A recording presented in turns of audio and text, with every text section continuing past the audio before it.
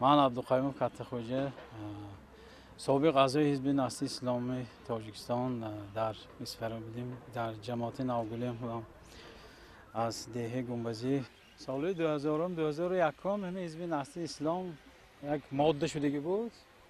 آدم ها همه برابر میدان آمدن، زنک ها مردک ها بسیار میدان آمدن. از جمله من هم از همون خیلی وقتا همونجا نقطه آدم های وقتی همه حزب نسل اسلام داخل شدیم. سال 2015 بودیم و به وقت رش بودیم خودمو و خواهش خودمو که برآمدیم.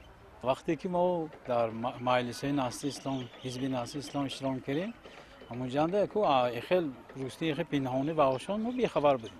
اونجا انسان‌های عادی هم آدمای وای بودن، عادی بودن. اینها فقط خواهشاشون هم نسل اسلام خواهشاشون فقط کرسی و منصب و تلاش و دیگه وها بوده است.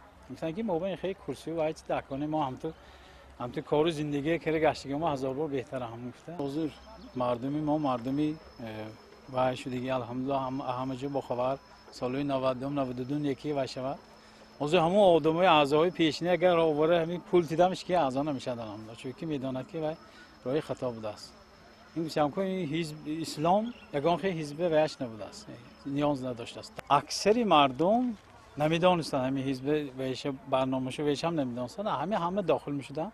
در مجلس حزب نسل اسلامی در عموم هم جمع شدن مجلس میدرامدن و آشنا میکردن. بعدی برنامه برفتن سن خودی با هوی چیگم همون ریاستی همین بالا خودشون ایستاده با وای میکردن، یگان مشوره مجلس خودشون میکردن.